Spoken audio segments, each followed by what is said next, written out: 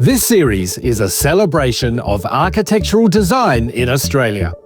From the coast, to the city, to the bush, we showcase some of Australia's best architectural and interiors projects and talk to the country's leading architects and designers to uncover the incredible stories behind them. Welcome to Australia by Design.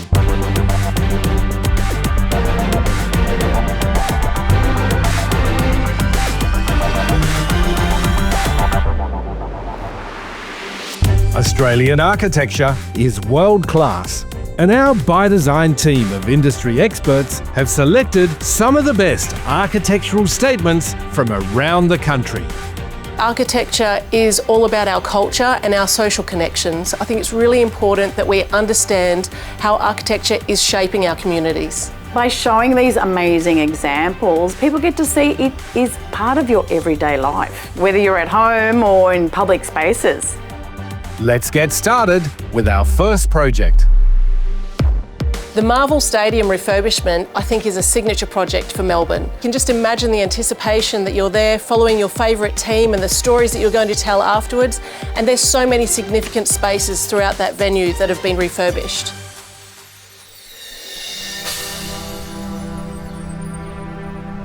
It's game day in one of the sporting capitals of the world, Melbourne, and the work of one man is about to be put to the test.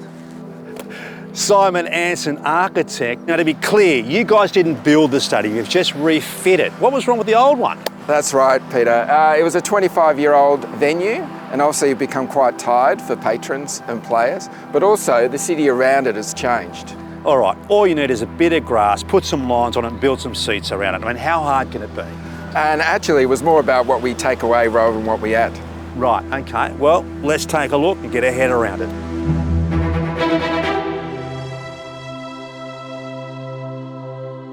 And it was originally placed here. It was on quite unstable ground. It actually sits up quite high and it's on quite deep, what are called piles, which are essentially long sticks underneath the slab that go all the way down to rock.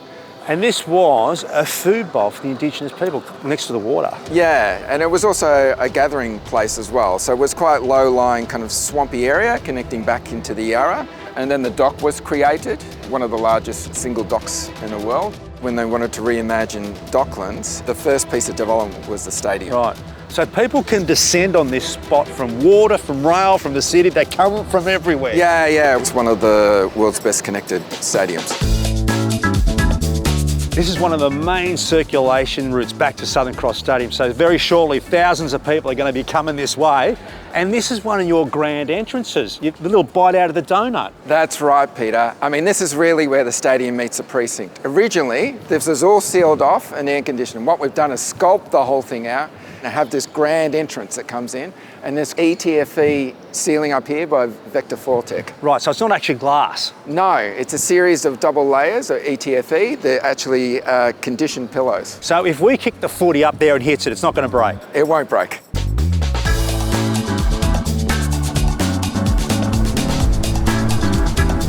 Simon, we're now on the city side approach to the building and you get a real idea of the scale of these things. They're enormous. Yeah, it was really important for us to bring it down to human scale. So above we've got the Dulux custom panel. Yeah. And below we've got shape-shelled GRC bays that try to bring it down to a city scale. There's some of the finishes that make it very tactile for people approaching it. But it's an experience that starts from home, isn't it? And arriving at the stadium is almost the exclamation mark of this experience. Yeah, arriving is really important, that arrival process. Coming down from the station, we've opened up the entrance here, so it's a nice, clear, efficient way of getting into the building. You've got your lift and your escalators, and then these open terraces full of F&B. So if we think of the stadium as like a living room within the city, you've created two new front doors, one where you've taken a chunk out, and here you've extended out to welcome the people. Exactly, and there's additional levels of storytelling within the space as well. We had a long engagement with Wurundjeri elders, and it's about representing culture in the stadium. The ground as part of country, the columns as trees, and the bundle in the sky. That's cool. All right, Pete, this is what it's all about. I'm running on. It's about opening up to the bowl and experiencing the field of play. Right. Hey, for a 25-year-old stadium, it still looks pretty cool. Yes, we've essentially refurbished about half the stadium, and within that we've kept 70% of the structure as well. We've been able to upgrade the seats, create new bars and new experiences. So look, you're a chief creative. Does it break your heart that most people come here, don't really care what's going on here, they're just looking that way? Well, I'm a football fan too, but it's about creating a great experience and great spaces for everyone. So let's go have a look at some More others. to see.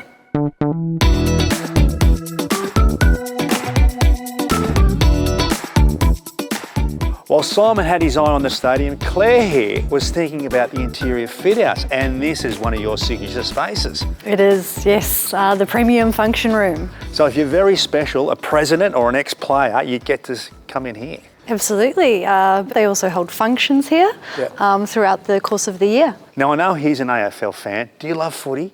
I wasn't before, but after working in the stadium, I absolutely am now. Yeah, right. What are the special features in here that you were really proud of? I would say the ceiling is the real hero here. Not only is it, I think, quite beautiful, but it also serves a multitude of functions and hides a multitude of equipment. And what are some of the other fittings and finishes that really make this place sing? We're using sculpt form here on the walls to great effect. We've actually customised their product, cut it to different lengths and created this beautiful curve that meanders through the space. Yeah. Gives it a bit of movement. Nice.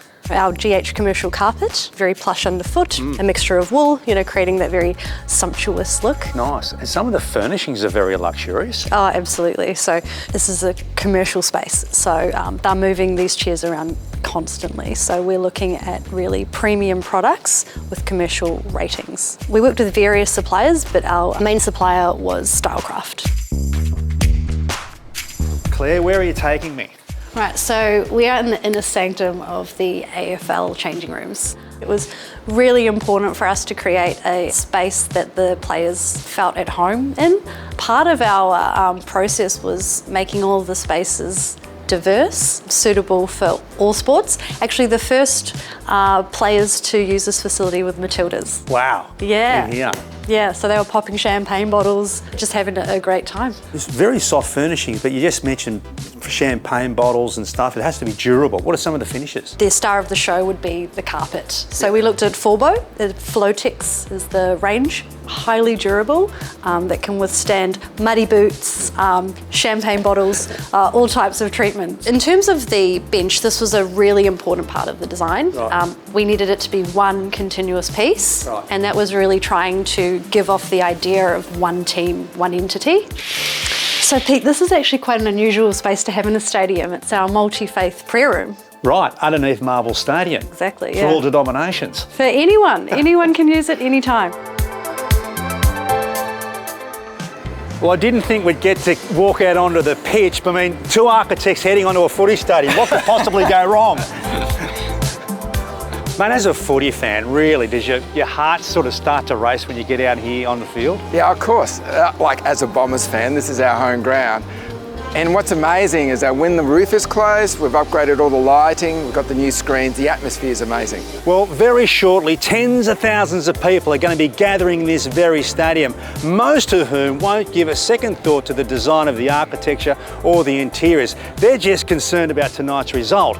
But having a civic space like this so close to the city, well, everyone's a winner.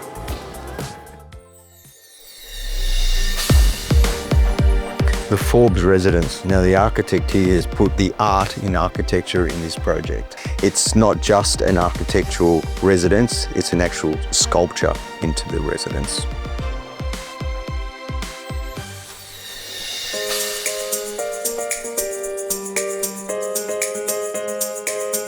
All around the world, the need for high-density living is increasing. So how do you put a high-rise building in a normal leafy suburb and demonstrate that you care about the neighbourhood?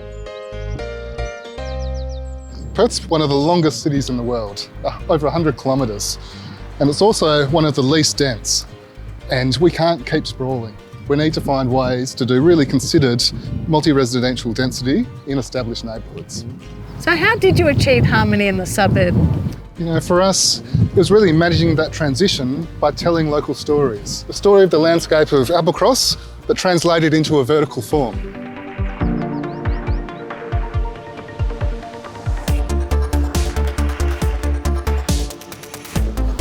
It's a very unique exterior. It looks like carved stone, but is there a story behind it? Richard Hassel, our collaborator from Woha, he conceived this podium like a carved limestone cliff. And the unique thing about it is it's 1,200 tiles, also tell 10,000 years of history from the local area. There's fish, there's twigs, there's footprints. So it's about telling those local stories and embedding it within. I love the visual texture of it, but I have to touch it. So this is aerostone. It's an aerated concrete. So it's about 60% lighter than normal concrete. It's much more sustainable. And each of these patterns has been CNC routed into it.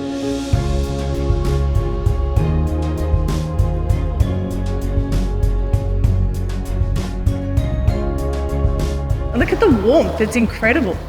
So this amazing space is the lobby to the residential apartments above. This is a true mixed-use building. It invites the community onto site. They can come to a cafe, they can come use the co-working space, there's a community hall. But also, if their friends and family need to stay in the area near them, there's 2 levels of short stay apartments. Oh, wow. And then for us, that's about how you integrate with the community.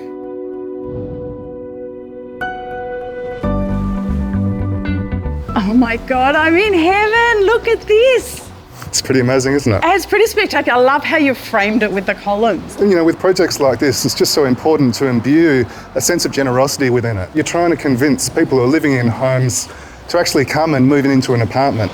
I'm noticing that you've used the same tiles from the entry, so you know you're in the same building. Absolutely. It's really important to have a holistic design approach so that materiality throughout the whole podium flows through. And here you start to have that interaction with all of our neighbours' gardens, because what we're doing is creating that vertical apple cross. Always having a connection with nature is really important when you're designing apartment homes. Wow, there's not only this amazing canopy of trees, look at the spectacular view of the city. So here where we are, this is the point of 2 rivers meeting. So beyond the tree canopy, you get the river and then this amazing framed view of the city beyond. But what is it like to live here? Oh my God, it's breathtaking, Megan. And you have joinery all the way around. I'm so curious. Look at this bar. When people are moving from large homes in the suburbs into an apartment, we needed to be mindful of all those special things that come with a house that could be translated into an apartment as well. You've got all of this incredible hidden storage and this joinery floor to ceiling that I just want to touch, because you've got this texture running all the way across. Beautifully detailed. I love it. The Polytech laminate was the perfect choice for us. It's a really beautiful textured laminate and it was complemented with the steckerwood batten, and that gave that really beautiful play of light and shadow, which this building gets its energy and joy from. I love this wall divider that sits in the middle, yet it still creates this open feeling. This is actually a clever use of hiding a structural column. It's really nice to have that ability to shut off some areas. I'm loving how the whole colour palette just combines beautifully. You're so ahead of the colour flooding trend.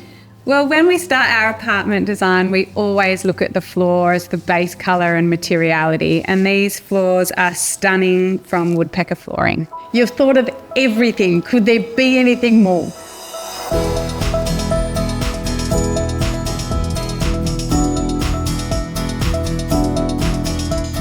So here we are on the rooftop and you can see these cascading sky gardens running down all through the podium, then down into the canopy of the trees. People always talk about new developments coming to the area and what they're taking away. But this project actually replaces the lot area of the building with gardens. The plants in the greenery are really important to be able to attract insects and birds onto site and to support them. But for us, sustainability is a holistic approach.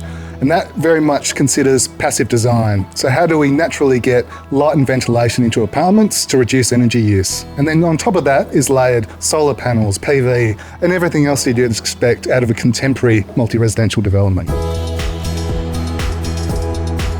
Here we have an example of how building can change the perception of high-density living in the suburbs. With its unique exterior design, fully integrated gardens throughout, it embodies the best characteristics of the neighbourhood itself, and it's stunning.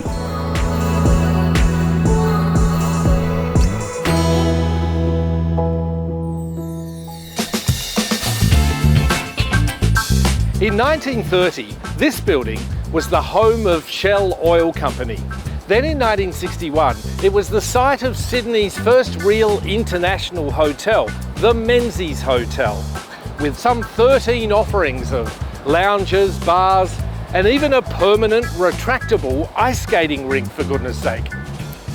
Well, now it's been reimagined again as Shell House.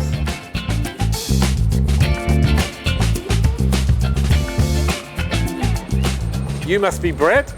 I am, Mike. How are you? Welcome to Shell House.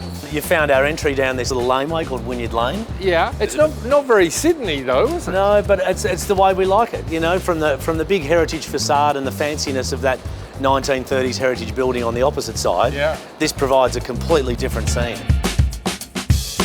So you occupy the ground floor and the two top floors? We sure do, yeah. There's 10 floors in the building. We occupy the ground floor with Menzies Bar and Bistro, and then we have 2 levels which incorporate the Clock Tower Bar, the Sky Bar, and the dining room and terrace up on levels 9 and 10. Over the last 3 years, we've been very fortunate to be able to entertain a lot of celebrities and politicians and everything in between. Can you name drop? Unfortunately, I can't.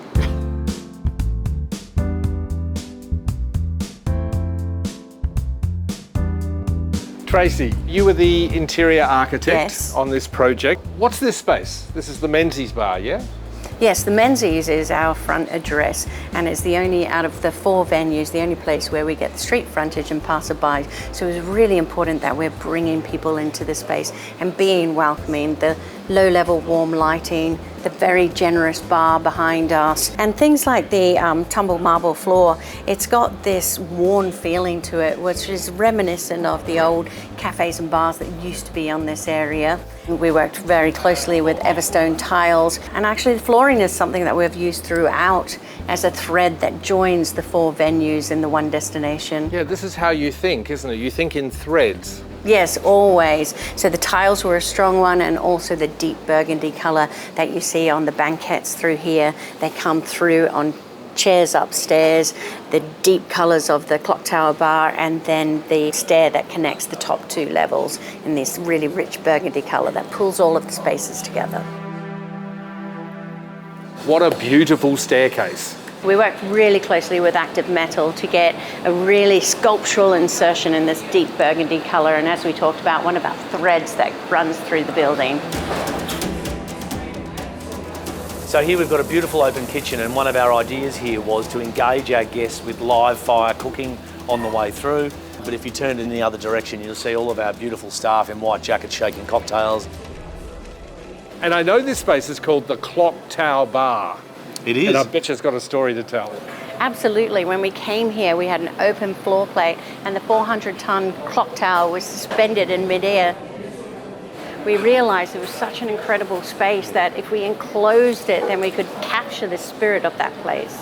And then we lined it all with this 70% gloss Jarrah lacquer, so it was really rich and immersive. Euroline helped us with a perforated ceiling and leaning back into the Art Deco details of the original Shell House. And then custom-made furniture and banquette seating, beautifully detailed with pallet leather. Then that really helps us capture the heart and soul of what was originally here.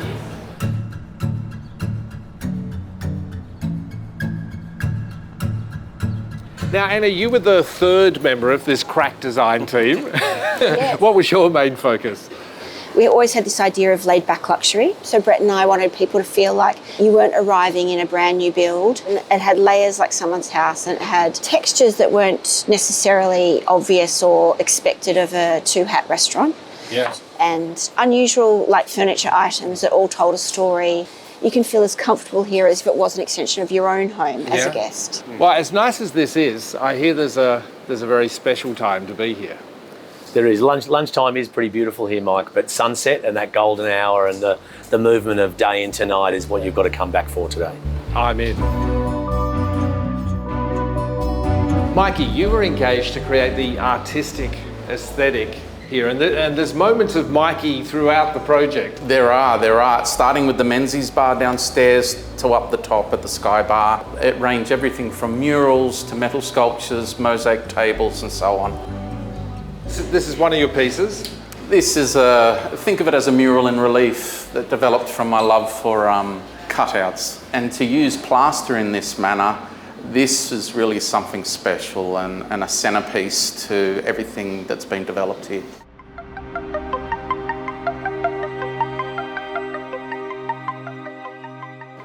Brett, I'm starting to understand why you wanted me to come back. Yes, Mike, look, this place transforms after dark. As the sun sets behind us and the lights take over, the Sky Bar comes alive here at Shell House. There's a very tight table plan. It's got that residential feel again. A little bit like one of your wealthy friends has invited you around to his penthouse apartment for a late night cocktail. I love that guy. And you know what? Sydney Harbour is nowhere to be seen. She is not required. We really wanted to capture the essence of the hustle and bustle of the city. We wanted to feel the energy of the city and be immersed by all the environment around us.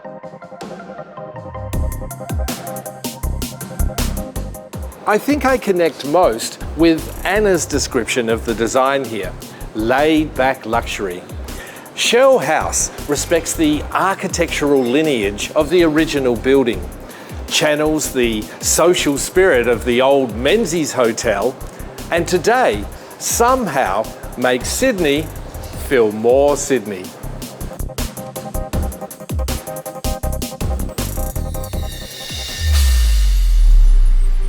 Cake House epitomises surfside shack living. I found it to be interesting in how now architecture has extended to integrating furniture. It actually shows how you can have true indoor-outdoor living.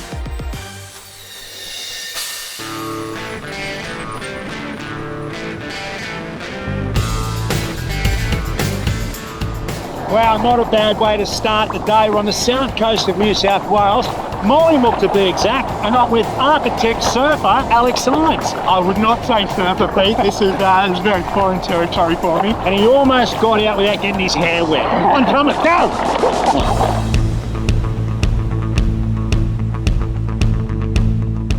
Whoa, that's a pretty impressive entry, mate. From architecture to ocean. Yep, that's the Cake House.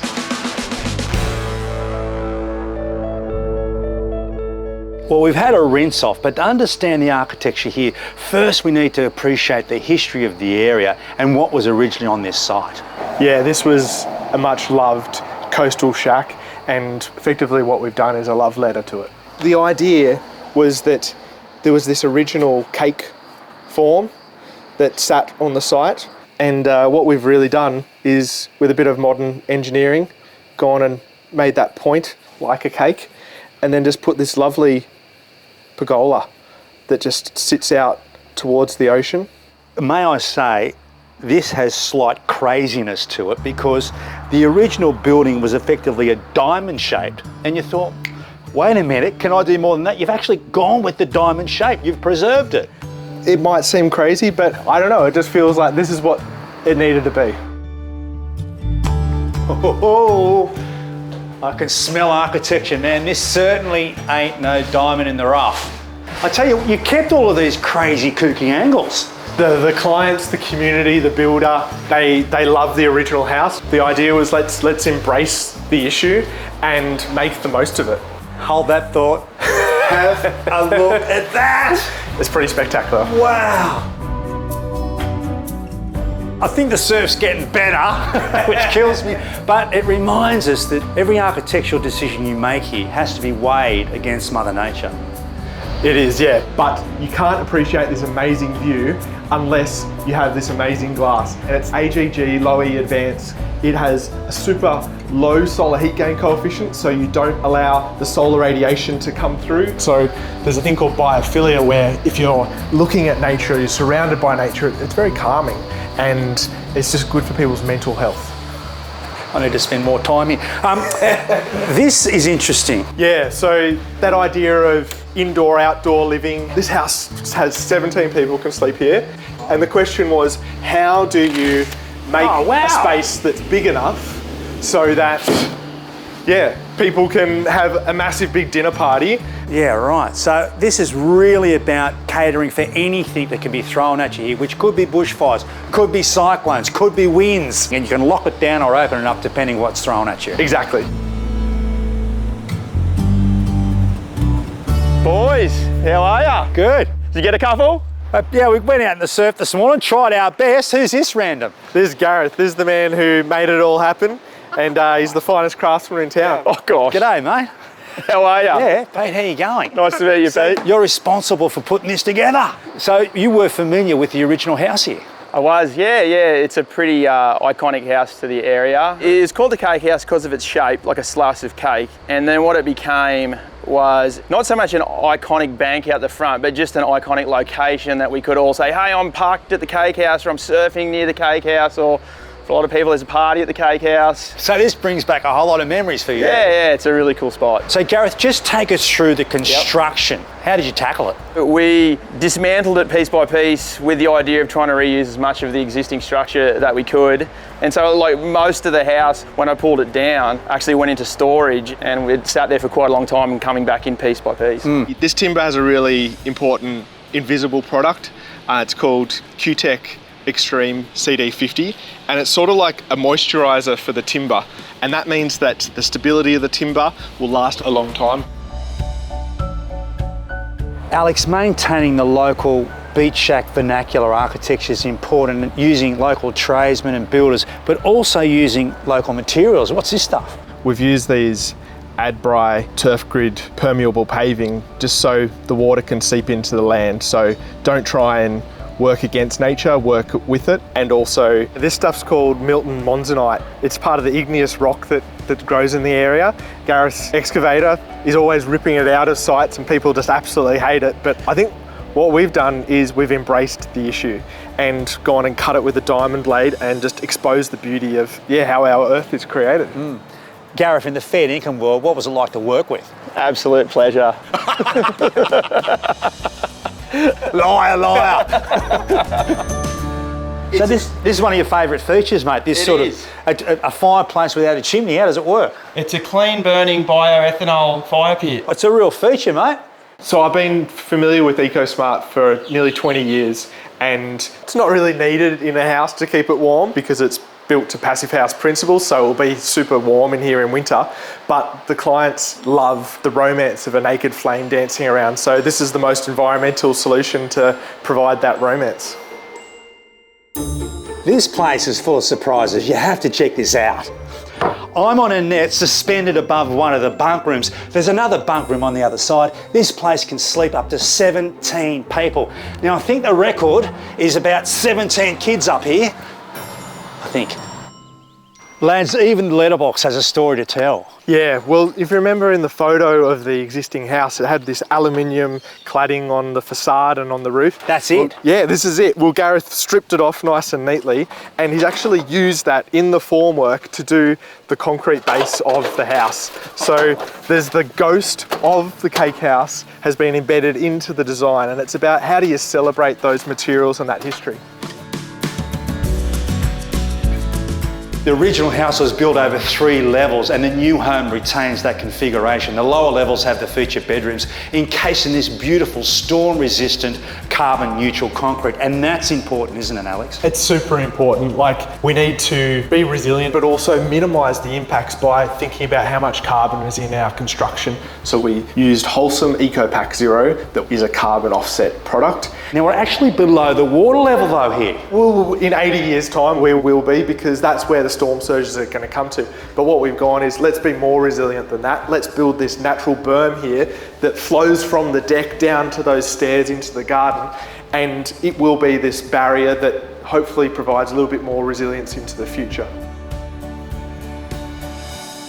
We might be just above the high tide mark, but we're certainly way above the high water mark when it comes to environmental design. An architect who pretty much drew a line in the sand, and a builder who responded in kind. This is creative collaboration on the coast. How do you sum it up? It's about making something that's fun and future-proofed. Speaking of fun and future-proof, what's the surf doing tomorrow? I think it's high tide at 11. High tide at 11? Well done, mate. Cheers.